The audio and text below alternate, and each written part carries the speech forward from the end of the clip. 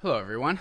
Today, I've put out Ultrasound Money on the Bankless Newsletter. This is a derivative off of the podcast that we did with Justin Drake, where he came and gave his pitch for why Ether is ultrasound money. And I tackle kind of the same concept in a different way when I go back into history and talk about the way that economic engines throughout history are constructed, and then use that to compare and contrast crypto economic engines, Bitcoin and Ethereum.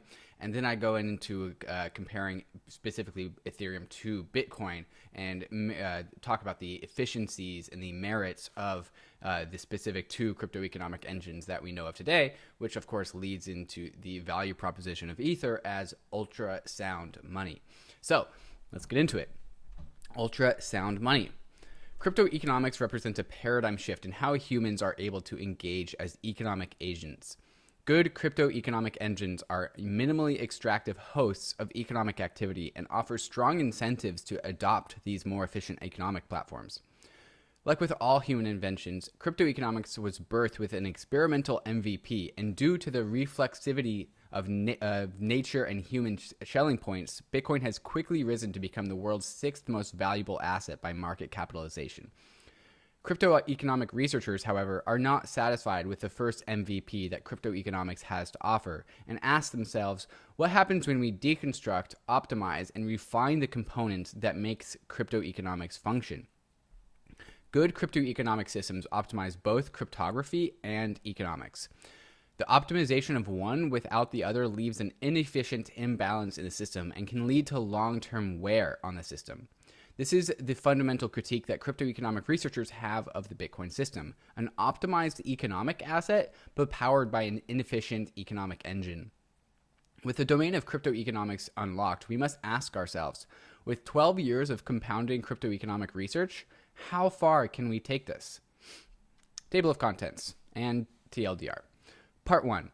Economic engines and physical versus digital economies. Crypto economics is a new iteration of economics. While it offers a new design space for how economic systems are constructed, economies as a discipline offers a fundamental design patterns that must be respected and understood. Good crypto economic engines will match the patterns of economic engines found throughout history. The economic unit. A single monetary unit is leveraged by the components of an economic system that acts as a coordination vehicle for the communication of value across the components that make up an economy. Economic units can be charged or discharged by basic principles of supply and demand. Good monies have ample demand with constrained supply. The issuance of further economic units are a drain on the power behind the money, and unconstrained issuance can deplete the monetary unit of a power and break the coordination capabilities of the components of an economy. Crypto economic efficiencies. Crypto economic engines have intrinsically unique characteristics that their physical world counterparts cannot offer. All economic systems require protection, lest they be captured or corrupted. Physical economies require physical protection. Since all physical economies operate in the same physical plane, nation-states undergo a defense expenditure arms race, which ultimately is a drag on the economies that produce the financing to fund these arms races. Because crypto economic engines exist in cyberspace, they are highly resistant to physical attack, and thus do not need to engage in the same arms race. These cost savings from the lack of defense expenditure are returned back into the economic engines and allow for more efficient economic activity. Part 2. Optimizing crypto economics. Crypto economic engines offer a platform for unconstrained economic activity, protect the economic activity that is native to the crypto economic system, and siphon off the minimum of economic energy needed to protect the system, and they produce a monetary asset that captures the economic excesses of the system. Good crypto economic engines do these things better. Crypto economists ask themselves, how do we optimize crypto economic engines to maximize the benefits they bring? Part 3, ultrasound money. With 12 years of crypto economic research and development, what do we have to show for? We have a consensus engine that achieves maximal security for minimal cost upon the system, which is proof of stake. We have an economic energy recycling mechanism that ensures the system exhibits minimum energy loss. And we have an economic platform unconstrained and highly iterative and minimally extractive in internet-scaled capitalism. The advances in these realms are synergistic. The benefits of one feeds into the others. The net product is a highly efficient economy layer on the internet, powered by the world's most economically charged money. Ultimately, money is a human coordination game. Humans come to choose the money that best retains its value while providing ample utility to its holders. Ethereum is a minimally extractive economic platform with a native currency, ETH, that's designed to outpace its own GDP growth. ETH offers a compelling new selling point as a storehold of wealth. As this information permeates through the global human consciousness, ETH becomes ultra-sound money. Economic engines. Economies are frequently illustrated as engines. Economies are integrated systems which consume resources and produce economic output. Economic engines are evaluated on their power output measured in gross domestic product. In order to maintain operation, economies must be protected by some kind of powerful force. Economies produce value and they are therefore desirable. If they are desirable, they must be guarded. If economies are not meaningfully protected, the incentive to try and capture an economic system may outweigh the cost of trying, and therefore the economy is exposed and an attack can be expected. An integrated relationship is established between the three parties that make up an economy: the coordinating body, the leadership or government or a party in power, the economic power, the productive output of the economy, and the protective force, the army, militia, or defense force of a nation. When these three parts of an economic system are composed together, they create a nation state, a composed integrated body of productive internal organs, the economy, a central nervous system for coordination and long-term planning, the government, and teeth, claws, and weapons for protection, the protective force. I've illustrated this relationship here in this graphic. Money is created to allow for the circulation of resources around the economy and also enables the coordinating body to siphon off adequate economic energy to fund its security. Governments, with their control over money, direct the resources of a system as optimally as possible: defense, infrastructure, research, education, etc. This progress of funding allows for sustainable long-term energy production by the economy. This is a good long-term plan because maintaining control over an economic body is a long-term game. Governments also direct resources into defense. Defense is critically important because without it, the economic body can be captured by the first adversary that tries. The protection of the economic engine is of the utmost priority because the loss of control of the economic engine means that the coordinating party is, quote, out of power. Historically, transitions of power are not smooth events. Much economic loss occurs. Strong defense allows for the coordinating body to maintain control over the economic body in the face of external threats of takeover. Defense expenditure is designed to not return economic energy back into the economic system. Defense spending expends economic energy. Funding a defensive force does not increase the strength of the economy. It is strictly a consumptive endeavor. The benefits of defense funding comes from the long-term strategy for maintaining long-term control over the economic engine, the economic unit. Money is the value transfer tool that is created by the power of the government, which makes it the only lawful legal tender of the land and charges taxes in it. The economic engine then adopts the currency and in doing so bestows the power of seigniorage upon the government.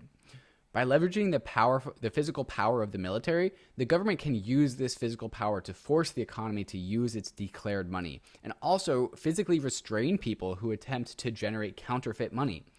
This makes money, quote, hard for people. It can't be freely minted or produced, but easy for the government because they have the power to print new money and no one can restrain this right because they have a monopoly on violence. With the power of seigniorage unlocked, governments don't have to collect one-for-one taxes with expenditures. They can collect taxes at any given rate, and they can issue new coinage at any given rate. Having these two variables decoupled from each other gives more flexibility and choice in how the government chooses to leverage the currency. The freedom to issue new money is advantageous to ensuring long-term funding of security. Economic GDP isn't always stable. It fluctuates up and down and spikes or troughs randomly at times. The protective force that defends an economy would be more effective if long-term funding was guaranteed and able to be planned around. The dependably regular issuance of new coin is a good way to fund the establishment and maintenance of a protective army. The regularity in issuance allows for long-term planning and budgeting for the strongest possible force. Discharging monetary power. When a new coin is issued, new power isn't created, it's borrowed. Because currency is fungible, the value of newly minted coin is equal to the worth of already existing coin. The act of minting new money does not increase the total value of all outstanding money. Rather, the existing supply of money becomes diluted, and power is drawn out of the circulating supply of money and funneled into the newly minted coin. Minting money does not create value, it displaces it from the circulating supply into the newly minted supply. Then this new coin is allocated to fund defense, and thus the economic engine is secured from would-be attackers. Drawing power out of the monetary unit can lead to catastrophic outcomes if done in an unsustainable or inappropriate fashion. The value stored in the money is not infinite. Over time, persistent borrowing of energy becomes unsustainable, especially as the energy continually gets expended in outputs that do not efficiently recycle value back into the economic engine, for example, the cost of the US military. If the energy of the economic system is expended at a faster rate than it is produced, then the economic value of money slowly drains over time.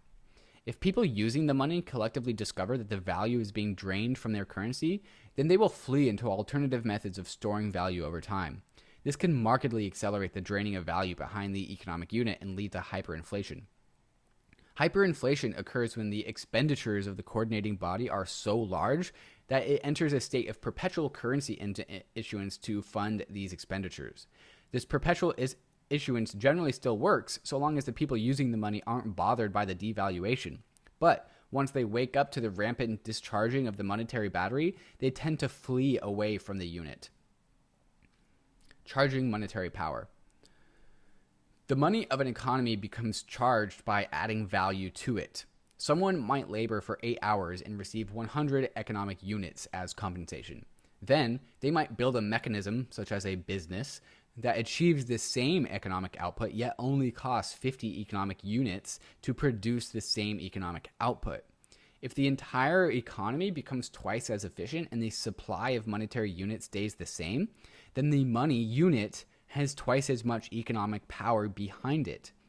Growth in economic output charges the monetary unit with economic power. If the GDP of an economy doubles and the supply of money units stays the same, the money becomes backed by twice as much economic power. The economic unit is capable of discharging double the power and thus has become charged with energy. As economies grow in efficiency, they are capable of achieving similar levels of economic output for less costs.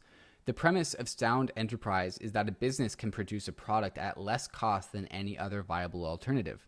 If this is true, then the business is capable of receiving money, producing products, while still having some money left over. Having money left over after costs and expenditures means that good businesses are net buyers of money. Economic growth means that there are more businesses competing over the same supply of money so long as the supply of money has stayed the same. Money is backed by the power it bestows upon the owner. This power increases when money has more power behind it, which is a function of the size of the economy that backs the money. The magnitude of the economy behind the money is the system that produces persistent buying pressure on the money. Ultimately, the mechanism that charges or discharges the money is an act of buying or selling the unit. As good businesses are built, they bestow the power of being able to produce 1 unit of currency for less than 1 unit of costs. Economic engines run better on sound money.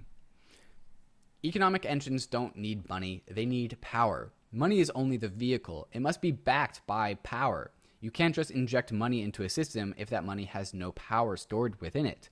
Take, for example, the economic engine of Venezuela, when the coordinating body, the government, attempted to make the economic engine run on money that had no power stored in it. Instead of receiving sound money, the Venezuelan economy became flooded with low-grade Venezuelan bolivars. The engine seized. Gresham's law is an observation in economics that bad money drives out good. If humans notice that their money is leaking in value, they will try to find a different place to store their value. They will discharge that power in their money into alternative reservoirs in order to get rid of the liability of the draining monetary units. The monetary units are sold. The mass discharging of economic units becomes critically dangerous when the coordinating governments have large economic liabilities they must fund. As the power drains from the monetary battery, the coordinating body must issue new money at a higher and higher rate in order to adequately fund the economic security and investments of the nation state. They must issue more money, as the declining value of the money means that the money doesn't go as far. With every instance of new issuance, the power is drained away from the circulating supply of money in the economy and into the new supply. When humans collectively decide to not use the economic unit of a system, the resource coordination between the economy, the coordinating body, and the protective force falls apart.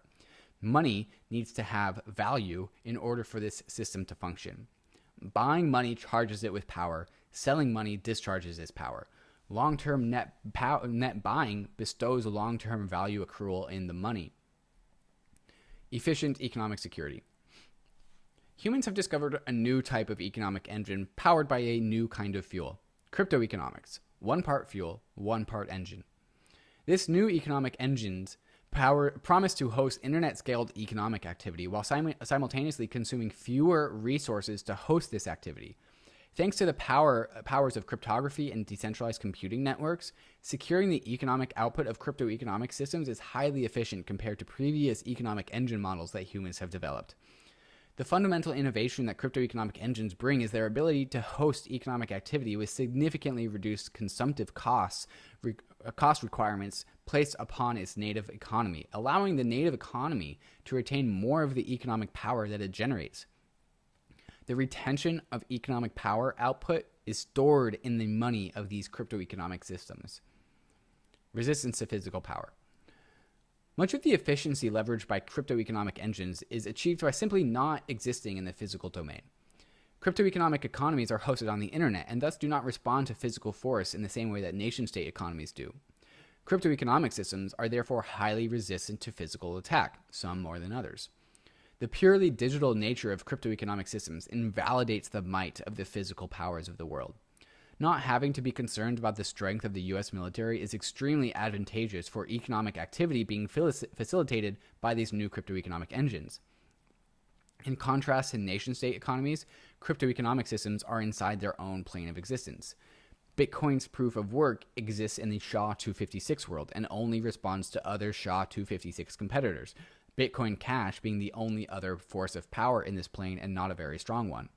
Similarly, Ethereum's proof of work only exists in the ETH hash, the Ethereum consensus algorithm plane, but will soon be migrating to proof of stake, in which the power is defined by the value of ETH. In proof of stake, the only force that Ethereum responds to is the native asset ETH. All other sources of power are not capable of attacking Ethereum. Under proof of work, Bitcoin's defense force is powered by $5 billion of yearly electricity consumption and ASIC unit production.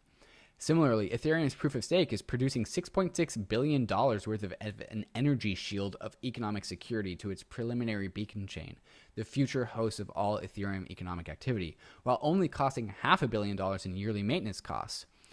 Economic efficiency is one of the main perks of proof of stake.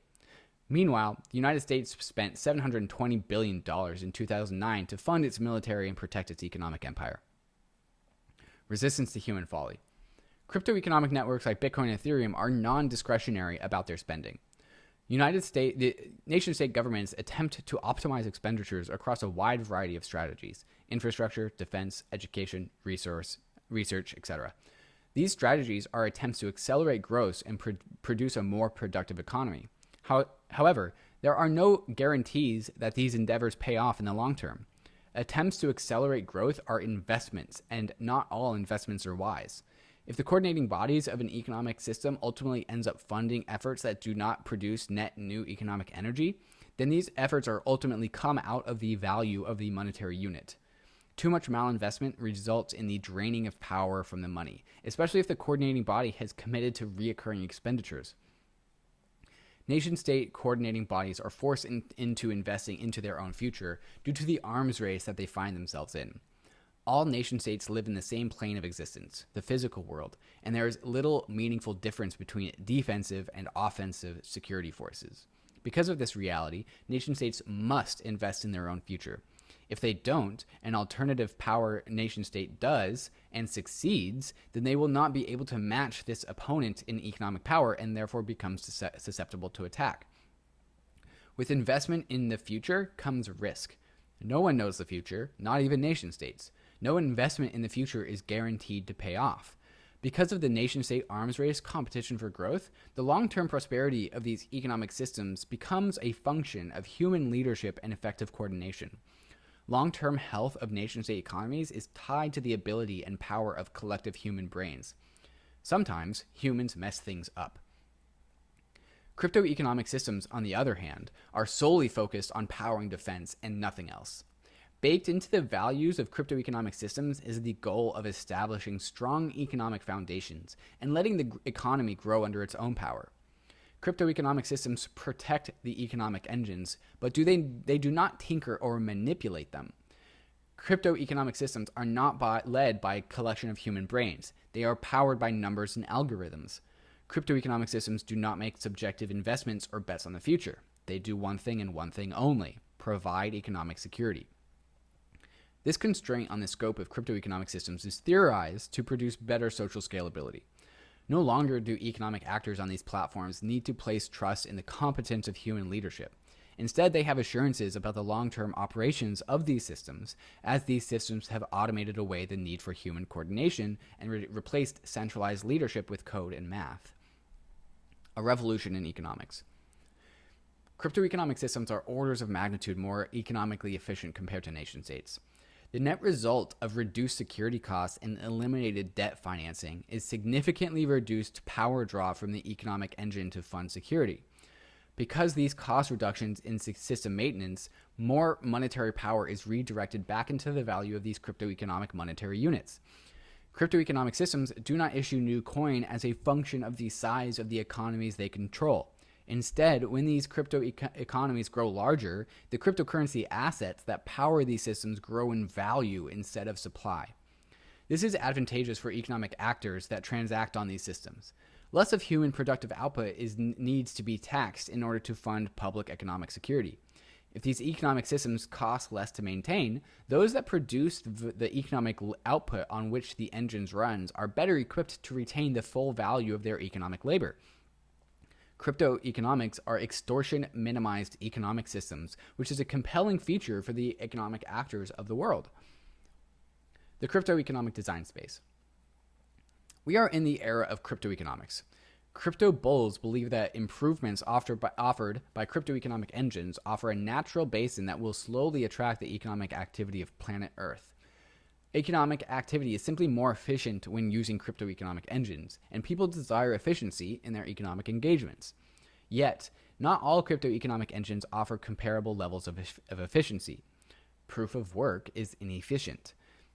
Bitcoin built the first viable crypto economic engine and has proven viability as a construction. A critique of the Bitcoin system is that it is using Stone Age economics. Bitcoin is an attempt to produce an economic system in which the money is most similar to gold. Gold 2.0 is a frequent term used to describe the Bitcoin system. It's important to remember that Gold 2.0 is only describing one side of the Bitcoin system, the monetary unit. The other component of the economic system is the engine itself. BTC is the fuel, Bitcoin is the engine. The Bitcoin economic system is an attempt to recreate a tried and true economic model for its money, perfect scarcity of the money. While gold is constantly being dug up from the earth and added into the circulating supply of gold, we know from the laws of physics that there is a finite supply of gold found on earth. Because we know this, gold acts as a sound monetary battery because it cannot be freely minted by anyone. There is a fundamental breakdown, however, between this comparison between BTC and gold. Gold achieves its security through a deep connection to physics. Nothing in the universe can create gold other than an exploding star. Gold is secured by the energy of a supernova. After the energy in an exploding star is released, all gold has been minted from this event and no more. All economic cost to maintain the security of gold is paid for at Genesis. There is no ongoing cost to secure the value of gold. It gets its security for free. Bitcoin, unfortunately, does not have this feature. Bitcoin has ongoing costs for maintaining economic security: perpetual energy consumption and perpetual ASIC degradation and turnover. Bitcoin proof of work operates through an endless competition to mine Bitcoin blocks faster than everyone else. Those that produce more hashes mine more blocks and receive more rewards. This proof of work competition perpetually gets more and more fierce as the value of BTC goes up. The incentive to participate in the consensus engine of an economic system is a function of the value of the unit that is being competed for. If there is value being issued to fund security, there will be interested parties willing to compete for that value. If there is more value being issued, then there will be more people in competition. Under proof of work, this endless competition to mine Bitcoin blocks adds security to the Bitcoin system at the cost of expending the energy inside the BTC monetary unit. As the margins for proof of work miners get slimmer and slimmer, more and more BTC must be sold to pay for these operational costs. Selling the unit discharges the energy, and Bitcoin security is fundamentally designed to instigate a race to consume as much energy as possible. Bitcoin is secured by long-term perpetual selling pressure on the economic unit. The GDP of the Bitcoin economy generates these economic fees for making a transaction in the Bitcoin crypto economic system, and these fees are sent to the miners and sold to fund the mining operation. This is a constant drain on the BTC monetary unit. Bitcoin's security is persistently funded by BTC sell pressure from the miners. While the 21 million Bitcoin supply cap makes BTC an attractive place to store one's wealth, it comes with a secret hidden tax of miner sell pressure to fund the security of the system. As described above, monetary units are charged by buying and discharged by selling. The net outcome of this design is that the value of Bitcoin's native economy won't be able to be fully expressed by BTC the asset. BTC the asset leaks its value due to the significant power draw placed on it by the Bitcoin proof of work security engine. Bitcoin's expenditure-based security is persistent, reliable, long-term sell pressure of BTC from proof-of-work miners because Bitcoin does not meter resource consumption by its security providers. Just as economic systems before it, Bitcoin is secured by taxation on GDP produced by its economic engine. Bitcoin's military, its proof-of-work force shield, is running at an extremely high burn rate. A second inefficiency in the Bitcoin economic engine is its inability to control for its security budget. Bitcoin's long-term security comes from the transaction fees paid to the network. Those transaction fees are paid by those who want to make a transaction on Bitcoin, and the fee for including your transaction in the ledger is paid to Bitcoin miners. Bitcoin does not know how much fees it will receive at any given moment. It just collects the revenue it receives and sends it all to the miners. Bitcoin has no capacity to give long-term assurances to the security providers about the future size of the security budget. As stated above, the GDP of economies fluctuate and spike, and Bitcoin's security budget is a function of the economic exchange on top of Bitcoin. BTC fees paid to miners are volatile. Sometimes they are low, sometimes they are high. This is like injecting fuel into an engine by stomping on the gas and then immediately releasing it. Rather than finding the exact right spot to go the desired speed, Bitcoin just throws all of its received transactional revenue into the engine as soon as it receives it. Not being able to meter the economic resources inputted into the Bitcoin security engine means two things. Bitcoin miners have unpredictable security budgets to work with, and Bitcoin is overpaying for security. Giving up the power of issuance at the protocol level means that Bitcoin security acts as a sail, powered by the winds of its economic engine. It is not actually capable of generating its own power. Its security is a function of its own economy. Bitcoin's native economy may be able to keep the sail filled with air, but long-term security assurances are absent. Additionally, because Bitcoin directs 100% of all received transaction fee revenue towards miners, it never gives itself the opportunity to pocket excess fee revenue to save for a rainy day. If the Bitcoin economy is running hot, Bitcoin forwards all of this revenue directly to miners instead of taking those economic excesses and saving them for later. Bitcoin doesn't manage a balance sheet. All economic excesses end up getting paid to the Bitcoin miners, who are perpetually in a race to increase their energy consumption. In nation-state economics, central banks raise and lower interest rates as economies heat up or cool down. Lowering interest rates means that the central banks is capturing less economic fees and promoting economic activity. Increasing interest rates means that the economy is heating up, and it's safe to charge more in transaction fees to pocket this revenue, in case the reserve is needed in the future. Bitcoin sheds this entire notion and simply lets the free market determine the transaction fees based on the demand to transact in Bitcoin, and then 100% of these fees are paid to the miners. Not having the options to pocket these fees and save them for later is forfeiting an extremely powerful value capture mechanism and leads to less soundness in BTC over time. Ethereum's advances in crypto economics. Bitcoin has been obsessed with optimizing very specific parts of its crypto economic system. BTC, the asset, is prioritized above all other components. Bitcoin is designed to preserve the 21 million hard cap supply of BTC, and everything else is a means to produce this end. From the perspective of a holistic, integrated system of both an economic engine and a monetary fuel, Bitcoin has sacrificed the efficiency of its engine to produce scarcity in the asset. But crypto economic systems are composed systems. The aggregate output of these things are the result of the interaction between the power of the money and the efficiency of the engine. Optimizing for one and not the other leaves you with an inefficient system that is a drag on the economy that it hosts. As with all technological innovations that humans have ever come up with, there have been 12 years of crypto economic research and development to leverage. Leveraging these advances in crypto economics means that we can move away from the Stone Age economics of Gold 2.0 and move into the full expression of sci-fi economics using optimizations in both cryptography and digital economies. Proof of stake is efficient security. Proof of stake is an alternative to proof of work that leverages the value of the native asset of a crypto economic system to provide security to the economy. Bitcoin proof of work secures itself via a competition in resource consumption and forces potential attackers to match and surpass the rate of economic consumption to attack the network. Ethereum's proof of stake secures the system by erecting a wall of value that a potential attacker must overcome in order to attack the system. Currently, there's 3.6 million ETH, which is $6.7 billion at the time of speaking, staked to the Ethereum beacon chain, the early foundation for Ethereum 2.0. An attacker must stake an equivalent amount of value to attack Ethereum, denominated in ETH. If an interested party wants to attack Ethereum, they will need to source an equivalent 3.7 million ETH in order to do so. But $6.7 billion worth of buying pressure on ETH is likely to significantly increase the price of ETH, so the US dollar value of Ethereum security is actually likely much higher. What's more important, however, is that proof-of-stake systems do not consume economic resources. All that is needed to secure Ethereum under proof-of-stake is a Raspberry Pi and an internet connection and 32 Ether.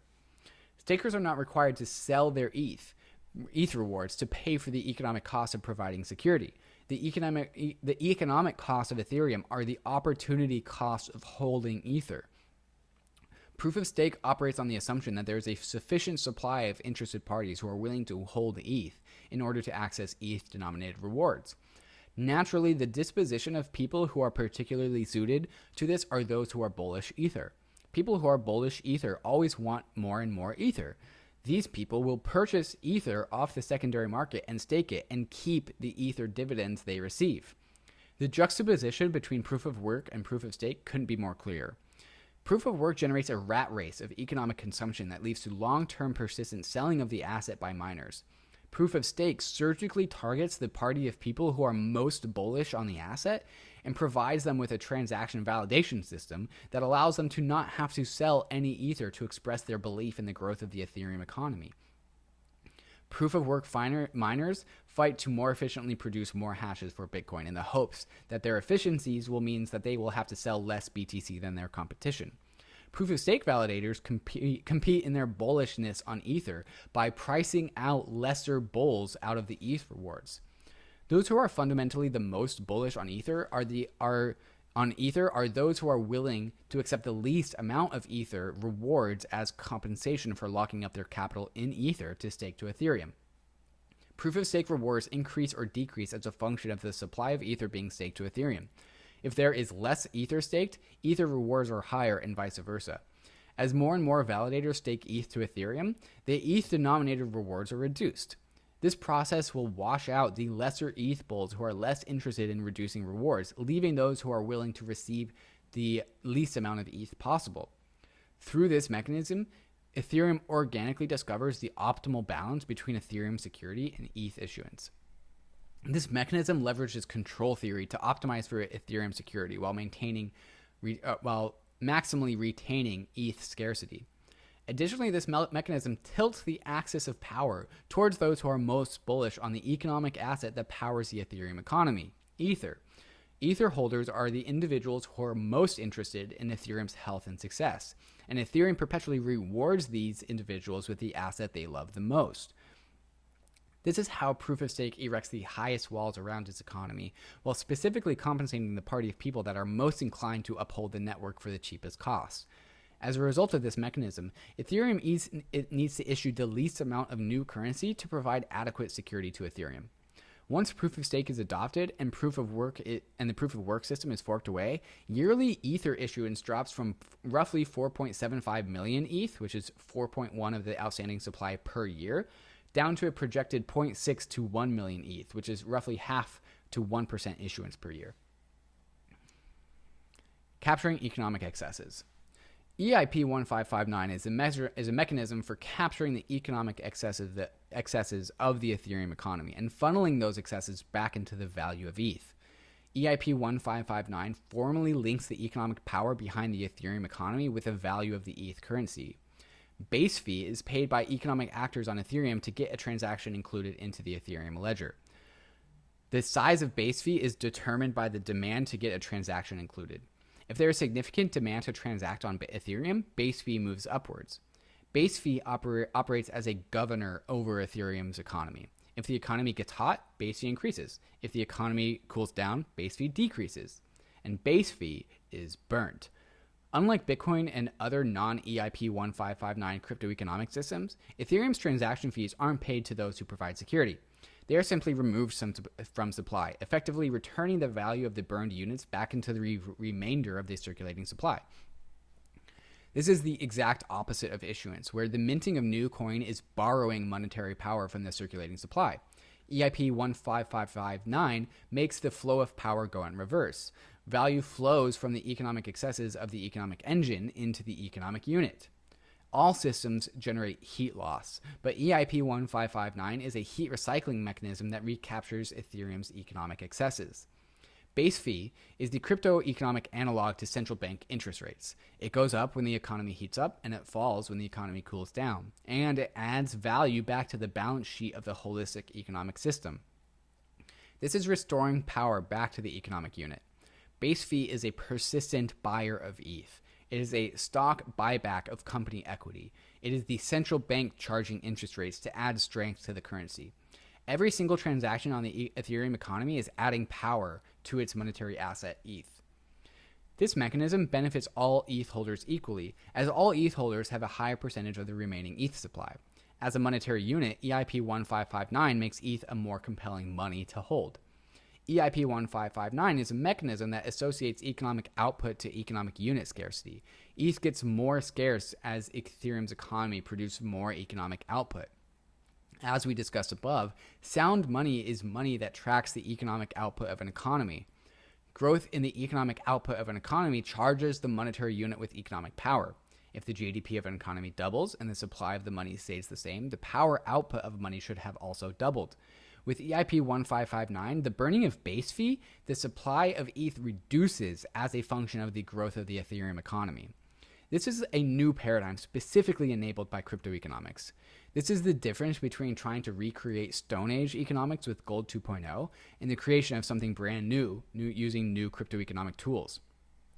Sound money is money that grows in scarcity as a function of the growth in the size of the economy that uses it. But what is a money that receives outsized tailwinds from economic growth?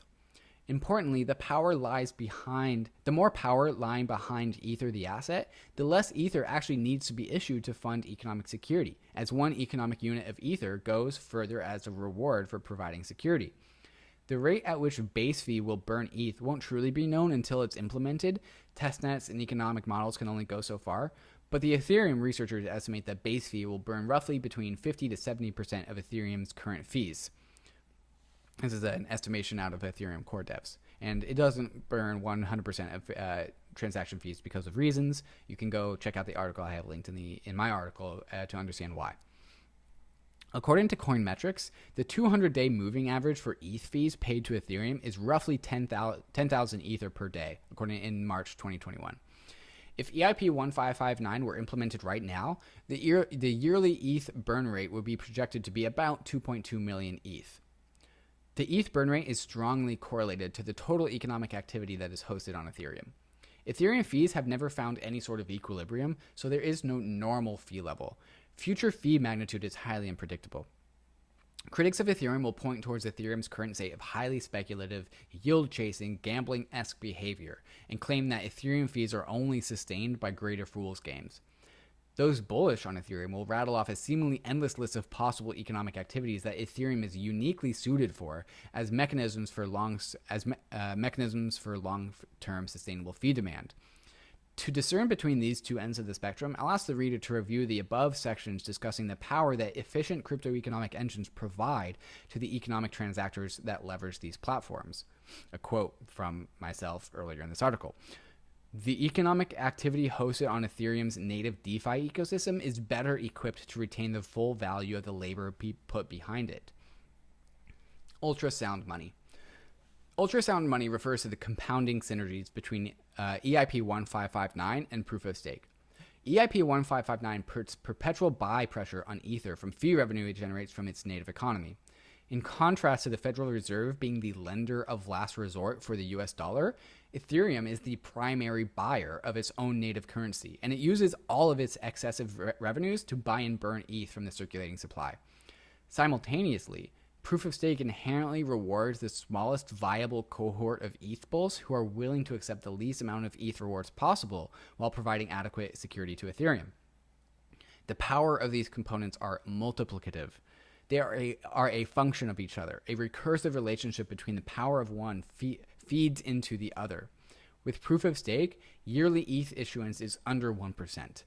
ETH issuance drops from 4.75 billion Ether per year down to 1/2 to 1.2 million Ether per year. With EIP 1559, yearly ETH burn is estimated at 1.5 or 1.9%. An estimated 1 million ETH will be burnt in fees. All these factors feed into each other and make each other more strong, creating a positive feedback loop in the value of ETH. This positive feedback loop is furthered by the fact that Ether is the most trustless asset on Ethereum.